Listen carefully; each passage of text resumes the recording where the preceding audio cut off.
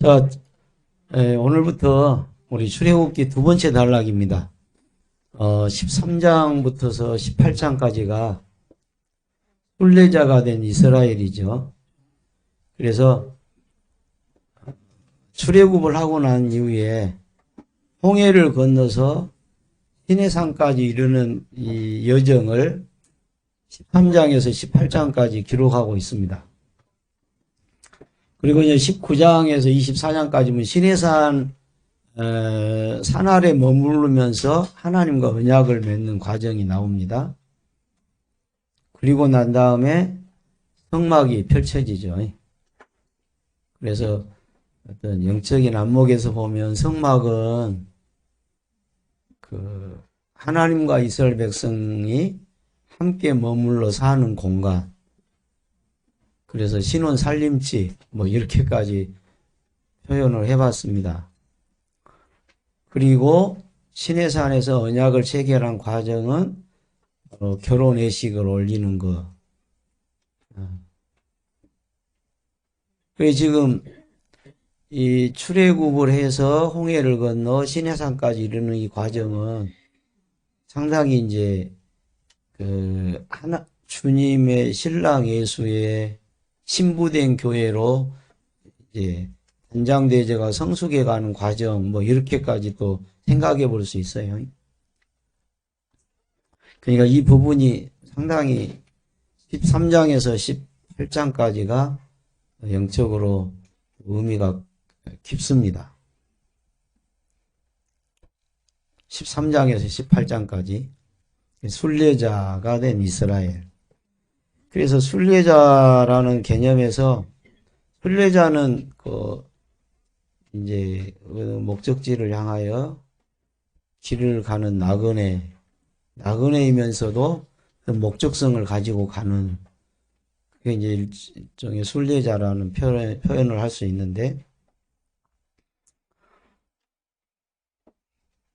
제가 신학을 하면서 은혜 받았던 복음성가 순례자의 노래가 있어요.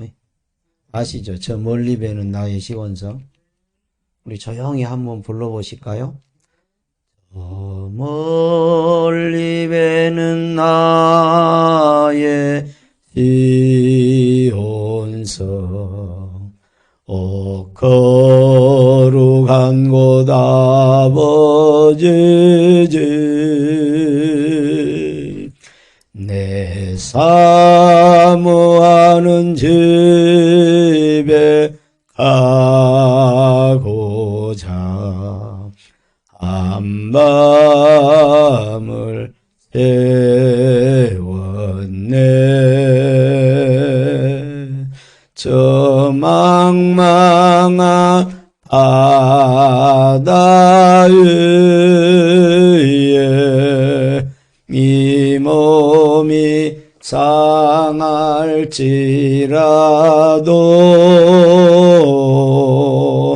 오늘은 이곳 내일은 저고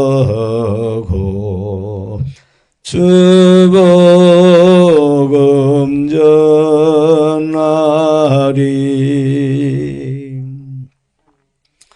2절 아득한 나의 갈 길 다 가고 저 동산에서 편히 쉴 때 내 고생하는 모든 일들을 주께서 아시리. 빈들이나 사막에서 이 몸이 고날지라도 오 내 주 예수 날 사랑하사 날 지켜주시리.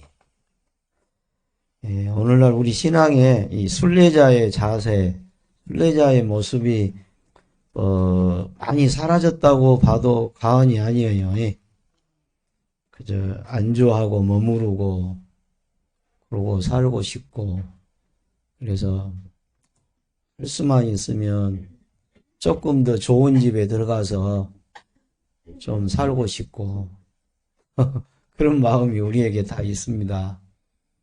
그러나 신앙은 어떤 순례자라고 하는 그 정신이 우리 신앙생활을 지탱해주는 중요한 요소라는 것을 우리가 잊지 말았으면 좋겠습니다.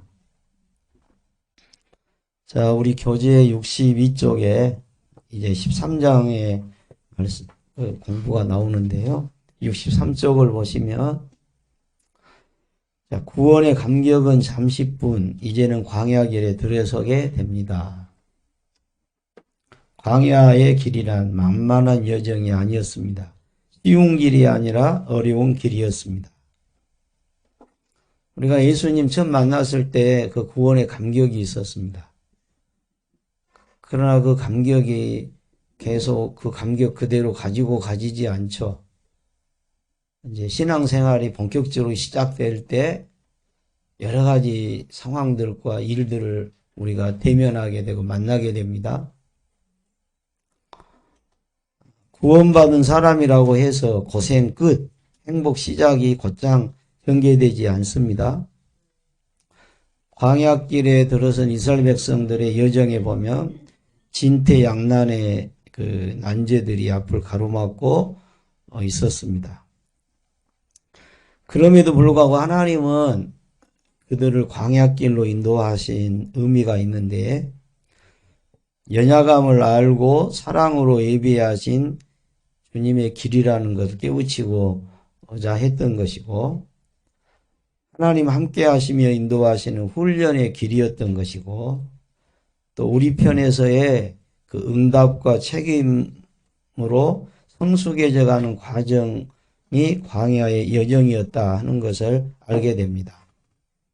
우리가 아신 대로 믿음은 절대로 편안하고 그런 데서 믿음은 성장하지 않는 것 같아요. 저 경우를 경험해 봐도요, 돌아봐도 내 삶에 아픔이 있고 시련이 있을 때 힘이 들면서도 그러나 그때 믿음이 훈련이 되고 믿음이 더 자라나고, 하나님 앞에 기도라도 더 한 번 더 하고, 또 기도하는 자세와 태도가 달라 있고, 그러니 막상 겪을 때는 힘들고 고달프고 그러지만은 지내놓고 보면 그때 그 시련과 환난과 아픔이 없었다면 내가 어떤 사람이 되어 있을까 생각해 보면 믿음의 사람과는 거리가 먼 자리에 내가 있을 것이 틀림이 없구나 하는 것을 깨닫습니다. 그래서 주님 안에서 생각해 보면 어떤 것도 버릴 것이 없는 것 같아요. 아픔도 시련도 그것마저 우리를 유익하게 하는 어떤 도구로 하나님이 쓰시고 계셨구나 생각을 해보니까, 우리가 주님 안에 허락된 우리의 삶에 펼쳐진 어떤 것 하나 버릴 것이 없고 은혜 아닌 것이 없고, 깨달아지신가요? 내 소견으로는 너무 힘들고 고달프고 심지어 하나님마저 야, 하나님이 진짜 계시기는 하실까 할 정도로 그런 상황을 우리가 겪으면서도 지내놓고 보면 그것이 그런 상황이 내게 없었다면 오늘 나의 믿음이 존재했을까 생각해 보는 것입니다. 그래서 대부분 간증을 가지고 사람들 앞에 선 사람들을 보면 그냥 평탄한 길 걸어가지고 그런 간증이 만들어지지 않죠. 그러죠. 어떤 시련과 역경을 믿음으로 승리하고 난 연후에 간증을 나누는 것이죠.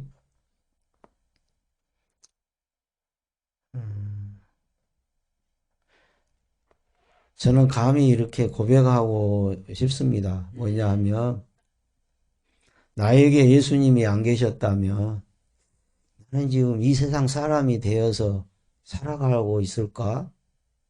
생각해 보면 나는 예수님이 안 계셨다면 나는 이 세상 사람이 지금 아니었을 것 같다. 그런 생각을 해봅니다. 그래서 나에게 있어서 예수님은 너무 고맙고, 나에게 있어서 예수님은 너무 귀하고, 내가 평생을 바쳐서 사랑해도 부족할 예수님으로 내 마음 한구석에 그래도 주님을 모시고 살아갈 수 있는 그런 바탕이 만들어졌다. 그런 고백을 해봅니다. 자, 출애굽기 13장에서는 이제 구원받은 이후에 어떻게 살아야 하는가에 대한 가르침을 주십니다. 오늘 13장에서 주님은 이스라엘에게 세 가지 사항을 요구하십니다. 이 말은 구원받은 자들에게 요구되는 기본적인 응답 내지 결단을 이야기하고 있습니다. 자, 1절, 2절, 11절에서 16절까지 보면 초태생을 구별하여 하나님께 드리라입니다. 첫 것을 구별하여 하나님께 드리라. 그런데 이제 여기 보면은 첫 것을 구별하여 드린 데 있어서 13절에 그러죠. 나귀의 첫 새끼는 다 어린 양으로 대속할 것이며, 나귀는 하나님 앞에 제물이 안 되니까 그걸 양으로 대체해가지고 하나님께 드리라 그래요. 그럼 사람도 인신제사를 하나님이 받으실 수 없잖아요. 그러면 이제 어떻게 해야 돼요? 속전을 드리는 거예요. 민수기 18장에 보면 은 5세겔. 은 5세겔은요, 한 사람의 대속에 대한 가격으로 정해졌던 것인데, 당시 노동자 1년 수입이 은 10세겔 정도 됐대요. 그러면 5세겔이면 6개월분의 수입에 해당돼요. 장자는 다 내 것인데 하나님께 건다고 인신제사를 바칠 수는 없는 것이고, 그렇게 해서 대속물로 은 5세겔을 드림으로 장자를 하나님의 것이라고 하는 것을 인정하게 하신 것입니다.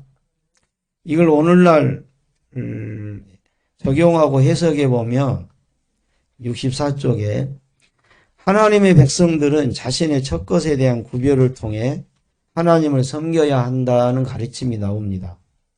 그래서 시간의 첫 것, 날의 첫 것, 물질의 첫 것, 사람의 첫 것을 구별하여 하나님의 것으로 드리며 살아야 한다. 시간의 첫 것이 뭐겠어요? 하루의 첫날이 내가 일어나서 눈 뜨고 일어난 첫 시간이 나에게서는 하루의 첫 시간이겠지만은, 우리 이제 믿음 안에서는 새벽 기도죠. 새벽 기도가 하루의 첫 것입니다. 첫 것을 드리고 하루를 살아요. 먼저 드리고. 날의 첫 것은 뭐예요? 주일이죠. 그러죠? 달력을 보면 주일날이 일주일의 첫날이죠. 그러죠. 나는 북한 사람들 달력을 안 봤는데 옛날에 들었어요. 북한 달력을 보면 주일이 제일 마지막에 있다네요. 마지막에 가 있어. 월, 화, 수, 목, 금, 토, 일. 그런 거예요. 우리는 근데 달력이 일, 월, 화, 수, 목, 금, 토 이렇게 돼 있어요. 그러죠. 참 상당히 신앙적인 거예요. 한 주간에 우리가 한 주간을 멋대로 살고 하루를 드린 것이 아니고 한 주간의 첫날을 하나님께 먼저 바치고 나머지 엿새를 사는 거예요. 그러죠? 그 다음 물질의 첫 것의 그 기준이 뭐겠어요? 11조죠. 11조 신앙이 참 이게 쉬운 신앙이 아니에요. 많으면 많아서 11조 하기가 어렵죠. 또 적으면 적어서 못하죠. 그러죠. 왜요? 낯설 것도 모자란디.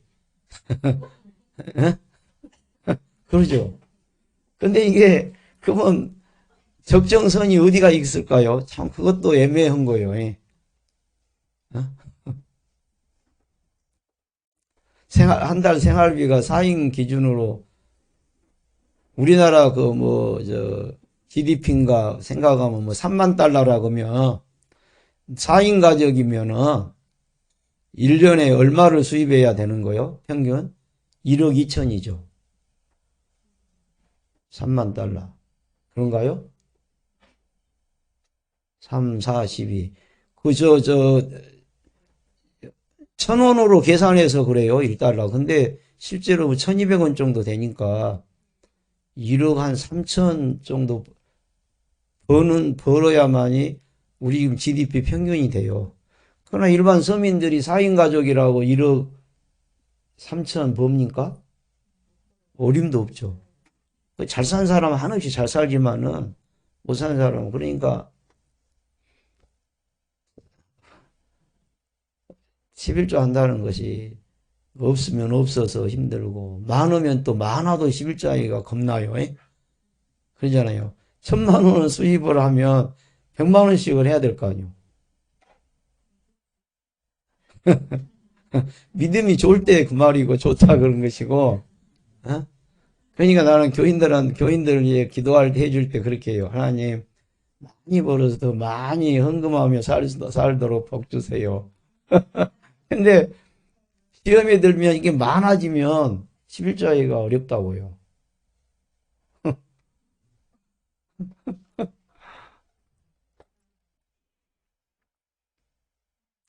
사람도 우리가 뭐 그 믿음 좋은 부모들은 그래 옛날 자식을 여러 명 낳으면은 공부 제일로 잘한 놈을 목사시킨다고 그래요. 근데 그래집니까?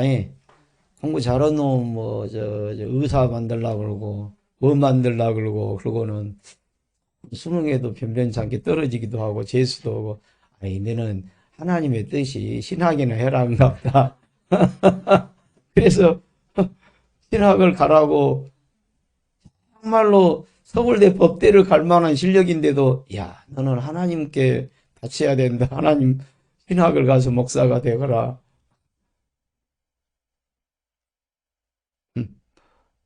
그래서 구약의 그 짐승으로 제사하던 시절에 보면 흠이 없는 것을 제물로 드려라 그랬어요. 자기 집에 있는 양들이 있는데 어떤 것을 제일로 먼저 갖다 죽이고 싶겠어요.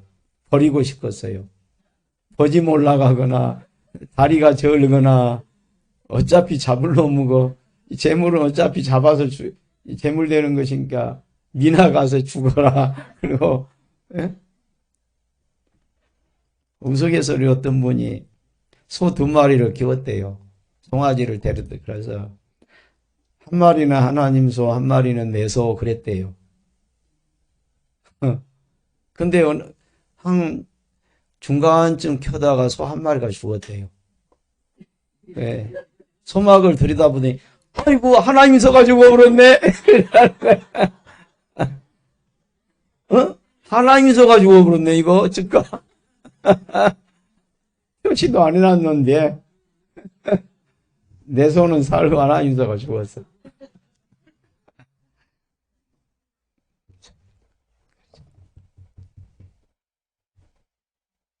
재밌어요?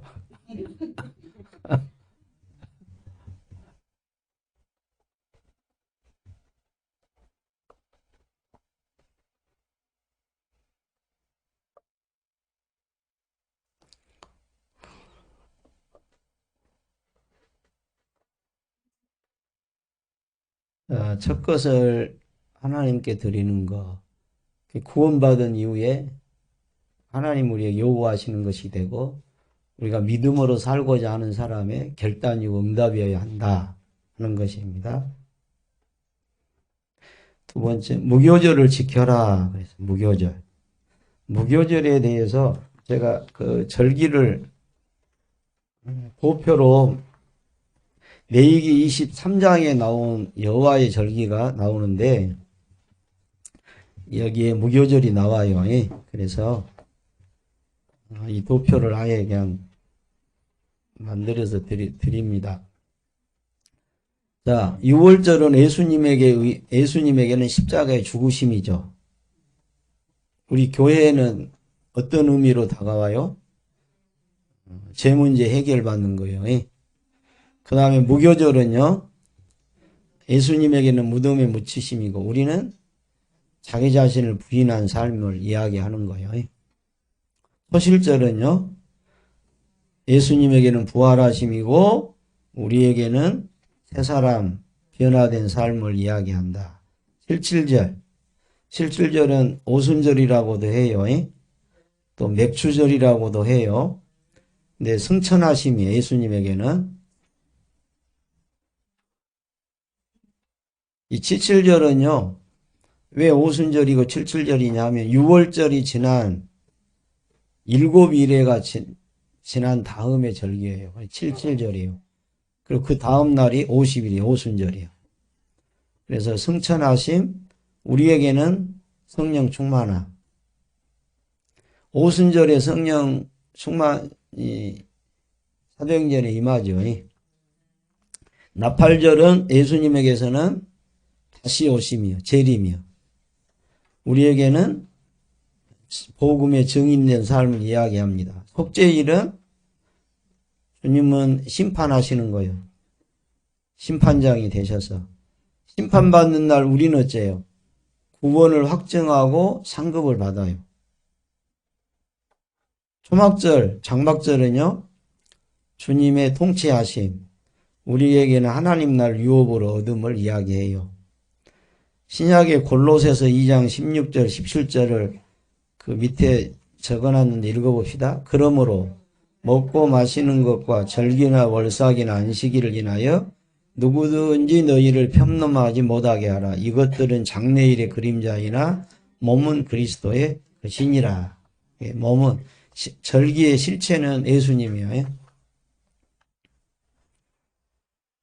그래서 무교절은 아까 자기 부인이라고 그랬어요. 그래서 자기 부인을 통해서 뭐요?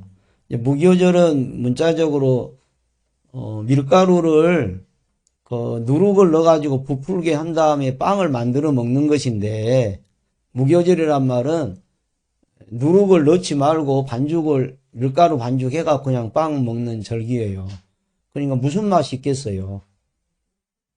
이것은 그러니까 뭘 말해요? 누룩은 죄와 부패와 또 고난을 상징하는데, 우리에게 영적 의미로 다가오는 것은 내가 죽고 예수로 사는 이치를 우리 마음에 새기는 거예요. 근데 이것을 무교절을 절기로 매년 지켜요.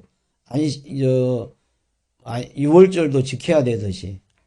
무교절은 뭐냐? 아니, 6월절 다음 날부터 한 주간을 지키는 거예요. 무교절이에요. 무교절을 지키라. 그 말은 늘 우리 마음속에 내가 죽고 예수로 사는 삶을 살기를 다짐하는 거예요. 참 우리가 아주 이렇게 그 까놓고 이야기를 해봅시다.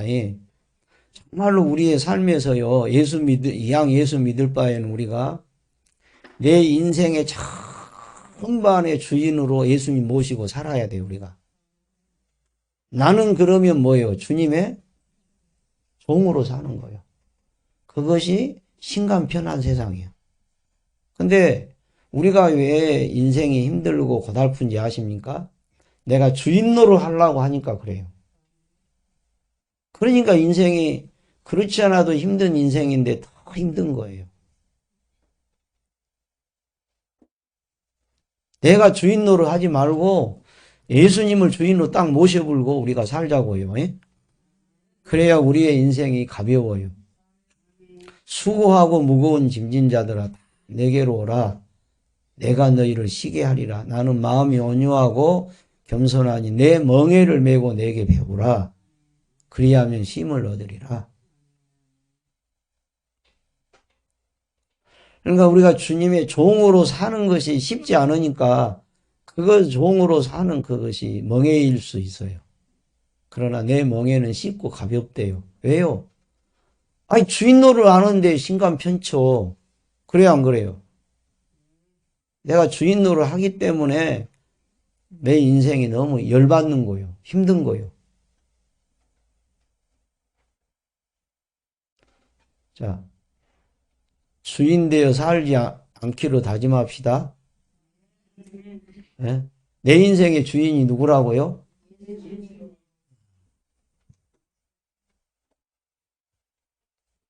그럼 이제 내가 아프면 누가 아픈 거예요? 내가 아프냐? 주님이 아프지? 심지어 내가 죽어도 누가 죽는 거예요? 내가 죽냐? 주님이 죽지. 믿음의 어떤 배짱이 생기겠죠. 이거 여담입니다만은.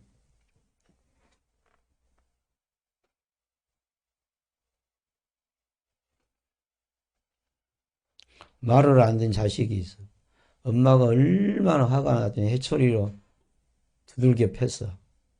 근데 아들 둘인데 한 놈은 때리려고 해초리 챙기면 도망쳐버려. 근데 한 놈은 엮고 딱 꽂고 있어서 얻어 터져.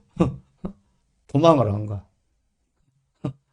그러니까 더 많이 맞아. 도망간 놈은 때리고 싶어도 못 때린대.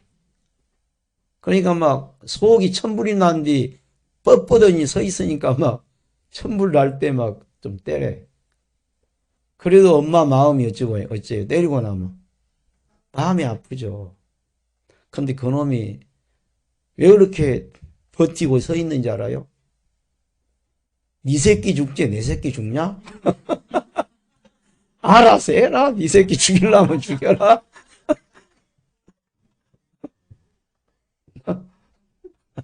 그러니 그렇게 배짱이 좋아. 네 새끼 죽냐? 아니 내 새끼 죽냐? 네 새끼 죽지.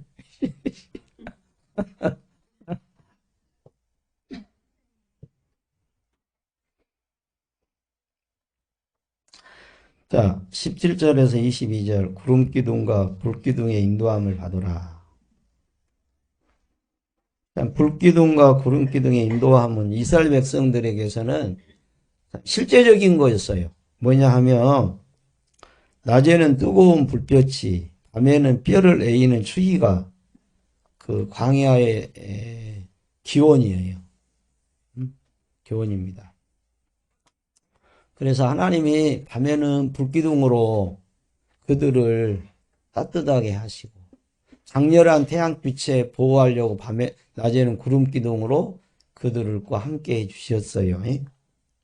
그런데 이것이 참 무슨 훈련이 되느냐 하면 머물고 있는 자리가 너무 불편한 거예요. 좀 옮겨가고 싶은 거예요. 근데 하나님의 그 구름기둥이 불기둥이 이동을 안 하고 있네요. 그럼 어찌해야 돼요? 그대로 있어야 돼요. 불편한 데서 한 달도 거기서 머물러야 돼요. 내 생각 같아서는 바로 옮겨 좀 더 넓고 머무르기 좋은 곳에서 머무르면 좋겠는데 그러니까 뭐예요? 순종의 훈련을 시키시는 거예요. 하나님이.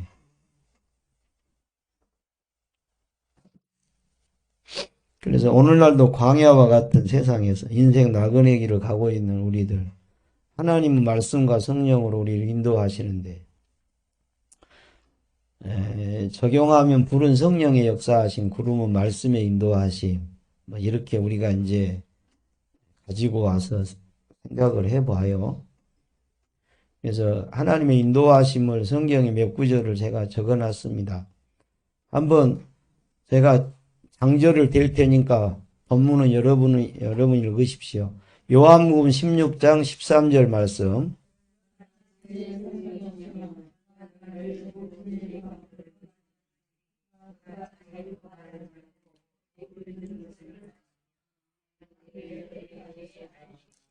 진리의 성령이 우리를 인도하신다. 시편 119편 105절.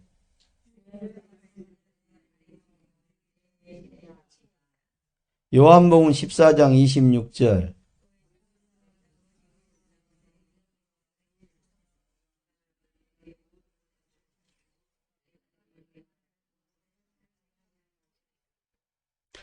로마서 8장 14절.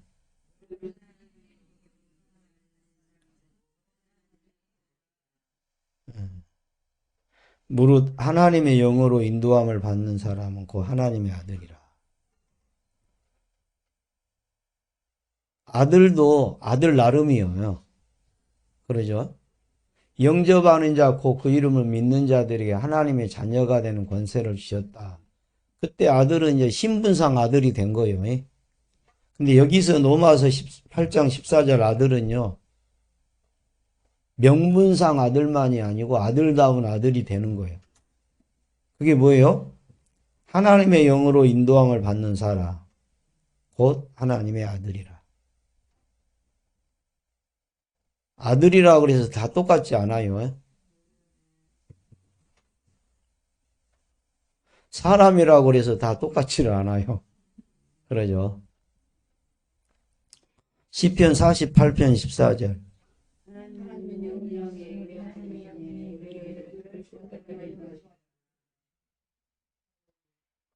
할렐루야요.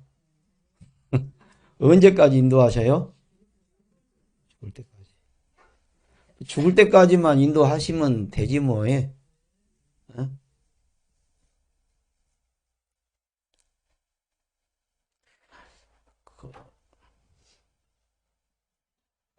새벽에 시편을 묵상하면서 교인들하고 이런 이야기를 나눴어요. 터널 인생이 있고 동굴 인생이 있다. 동굴 인생은 들어가면 들어갈수록 캄캄해요. 막혀요. 그래서 어디로 가야 될지 혼란스럽습니다. 터널 인생은 어쩝니까? 아무리 긴 터널을 가도 이건 터널이라고 생각하면 어째요? 갈만하죠. 왜요? 빠져나갈 빛나는 날을 보게 될 시간이 오니까. 순천에서 전주 갈 때도 터널이 제법 긴 터널이 있어요. 2m가 아니 2km? 저 영암 갈 때도 보니까 한 2km짜리가 있더라고요. 저 얼마 안 가면. 근데 그렇게 많이 한 중간만큼 가다가 생각을 했어요. 가도 빠져나가지 않는다 그러면 이건 이건 죽으려고 환장하고 지금 달려가는 거잖아요. 예. 예. 예수님이 안 믿는 사람이 이야기 들으면 좀 그럴란가 몰라도요. 예. 믿음이 없는 인생은 동굴 인생이에요. 가면 갈수록 살면 살수록 미궁에 빠져. 그리고 암흑천지요. 믿는 사람의 인생은 터널 인생이요. 믿습니까? 우리는 밝은 날이 옵니다. 네? 그래서 자 터널 인생인지 동굴 인생인지 우리는 무슨 인생? 터널 인생. 터널을 지날 때는 참 답답하죠.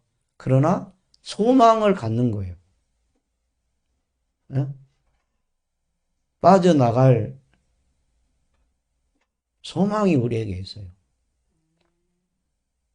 어느 점에서 보면 그리스도인에게 죽음은요. 터널을 탁 빠져나간 순간일 수도 있어요.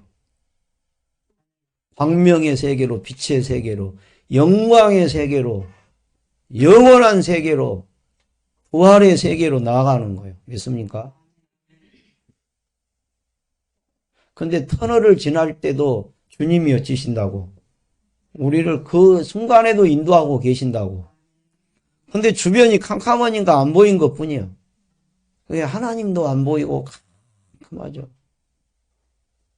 그러나 어두워서 안 보일 뿐 주님은 내 곁에 계시고 내 안에 계신 걸 믿고 그 터널을 빠져나가셔야 돼요. 그 터널을 지나셔야 돼요. 정신을 바짝 차리고 주님 다 붙들고 가셔야 됩니다. 그러면 어느 순간 밝은 대낮 같은 세계를 만나게 될 것입니다.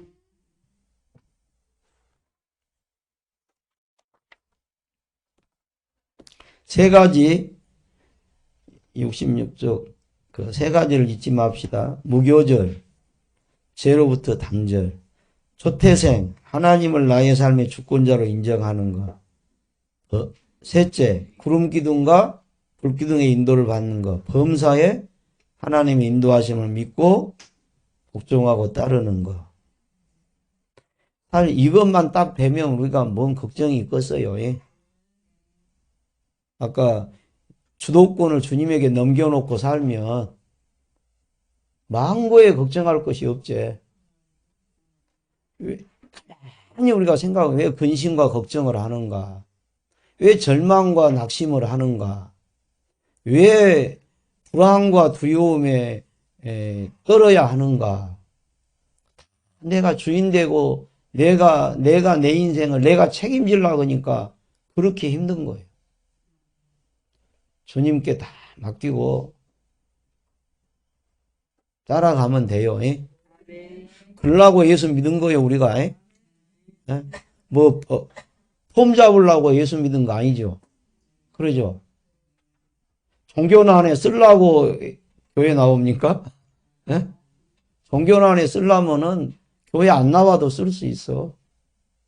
그래 안 그래요? 또 뭐 기독교만 종교입니까? 그냥 자기 쓰고 싶은 대로 쓰지 뭐.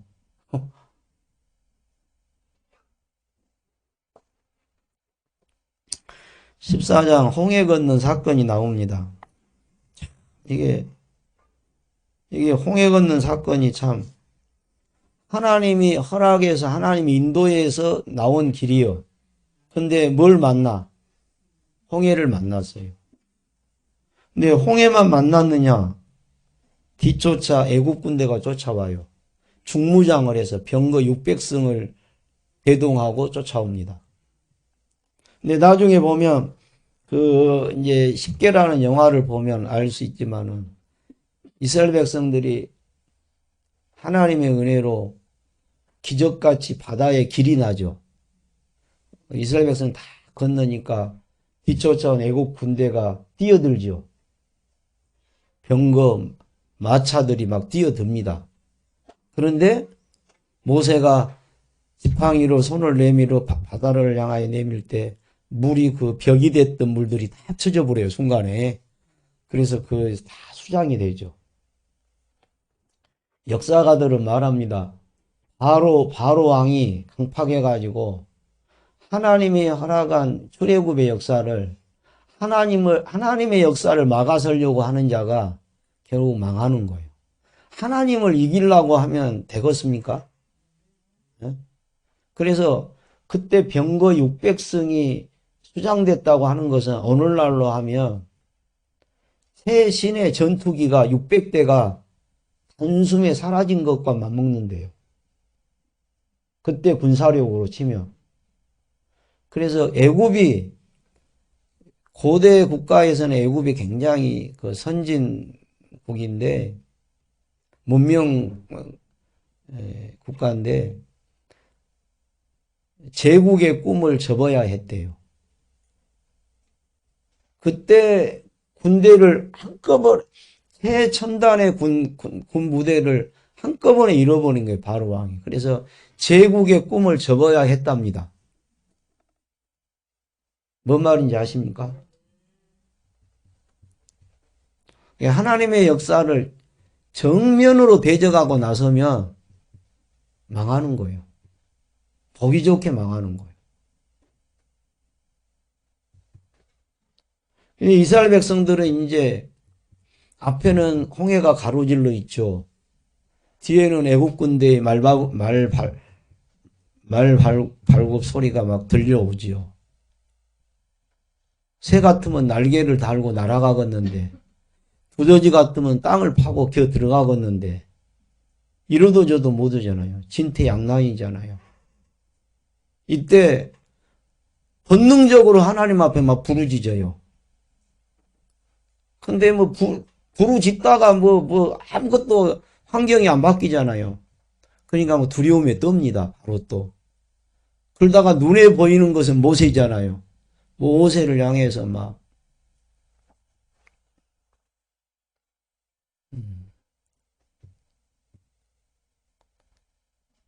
억지 소리를 합니다.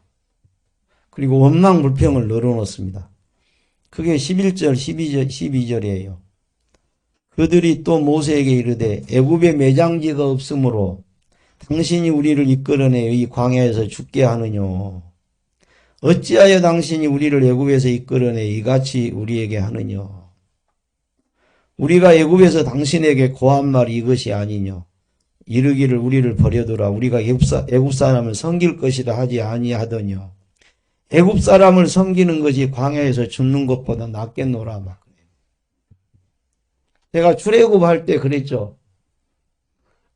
바로 왕이 아주 못 살 정도로 학대를 하고 괴롭히니까 모세가 가작을 때 어떤 마음으로 따라 나올 수 있었어요? 그래. 어디를 간들 이보다는 더 힘들까? 그래, 가보자. 그러니까 따라 나오기가 쉬웠다니까. 근데도 억지 소리 아니라고 이제 그러는 거예요. 애굽에 매장지가 없더냐? 여기 나와서 다 죽이려고 했냐? 에? 우리가 뭐라 그러더냐? 애굽 사람들을 섬기는 종으로 그냥 살고 싶다 그러지 않더냐? 근데 가자고 해가지고 끌고 나오더만 고작 이 꼴이냐? 뭐 이렇게 되는 거예요.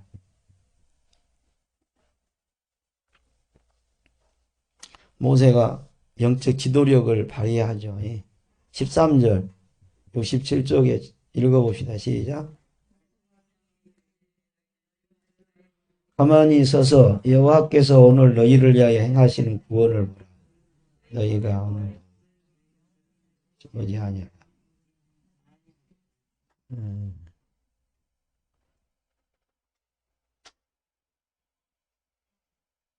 안절부절 야단법석 하지 말고 주님을 바라보자.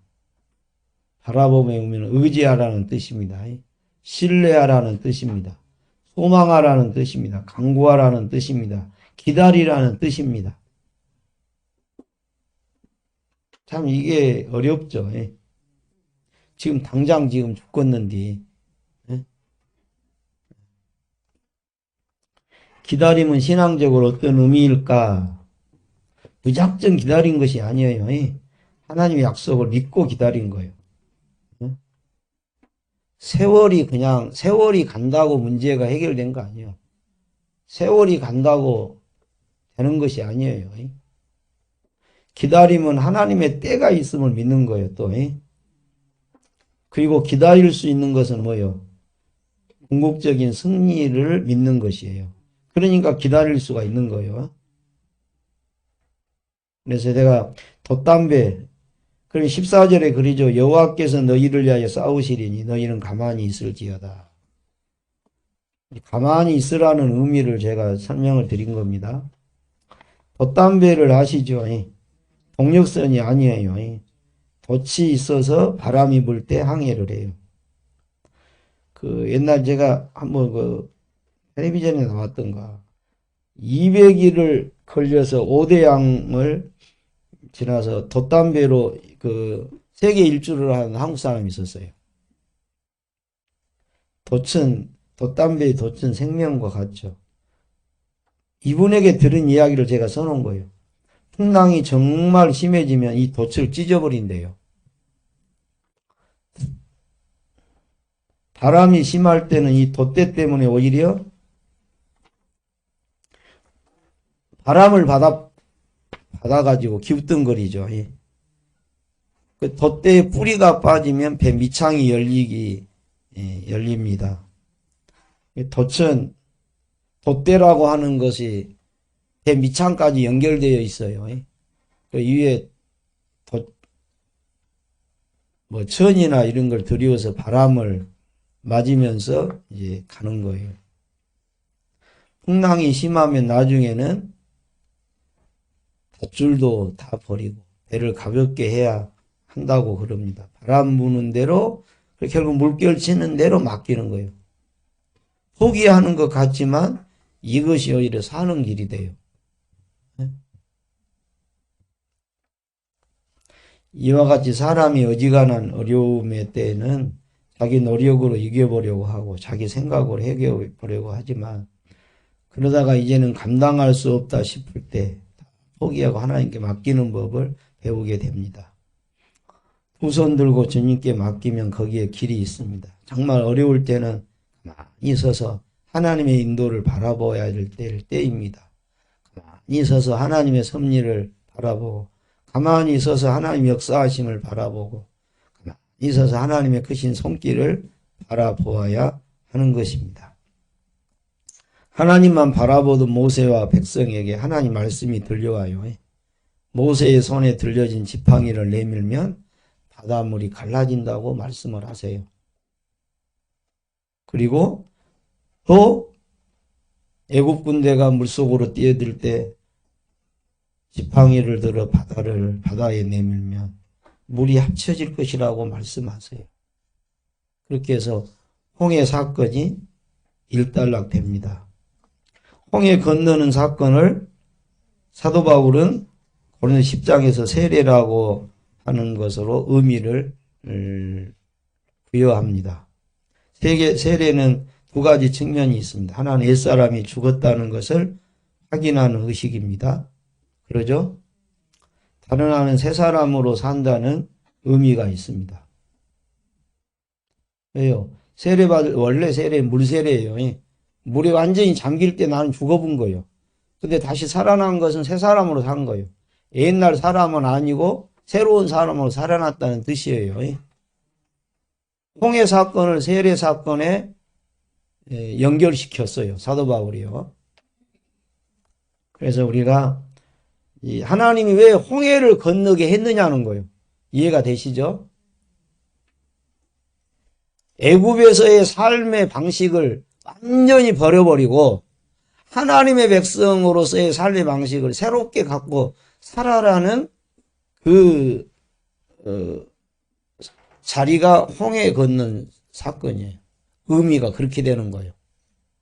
이게 홍해는 부득불 건너야 돼요.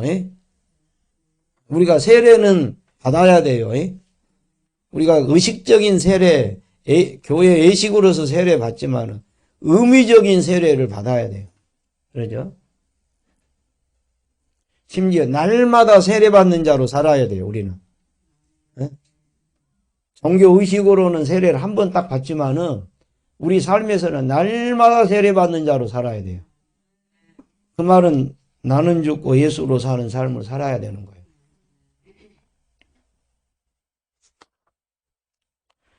그래서 이 부분을 공부하면서 복음성과 하나님은 실수하지 않으신다는 가사를 제가 적어놨어요.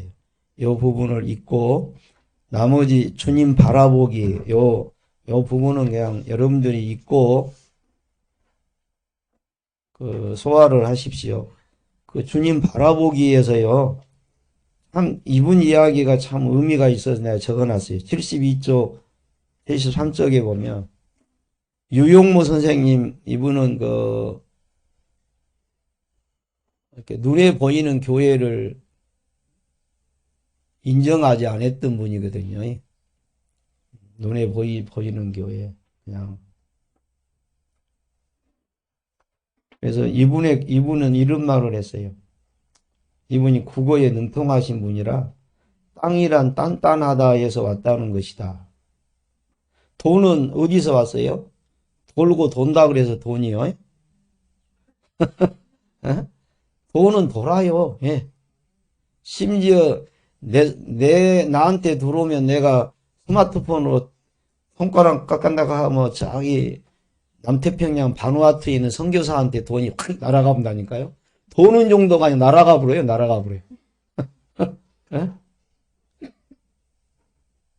우리말에 돈이라는 말을 참 잘 만들었다 싶어요. 왜 돈이라고요? 돌고 돌아서 돈이요. 땅은 왜 땅이요? 단단하다고. 단단하니까 그래서 뭔가 믿음직스럽잖아요. 그러니까 사람들이 땅을 가지려고 한답니다. 단단하니까 믿음직스럽잖아요. 근데 하늘은요. 하늘해요. 그래서 하늘이고 뭔가 보일락 말락 잡힐락 말락 그러니까 불확실해서 사람들이 사람을 의지하지 하나님 의지하기가 어렵대요. 왜요? 하늘 그러니까. 그래서 사람이 보기에 단단한 것을 내려놓고 하늘 한 하나님을 붙들어야 되는데 어쩝니까? 하늘 하는 것을 붙잡을 수 없고 땅을 붙잡는다는 거죠. 재밌죠? 저기를 하나님은 실수하지 않으신다네. 요 노랫말은 여러분들이 또 읽고 묵상하고 은혜 받으셔요. 자, 마치겠습니다. 감사합니다.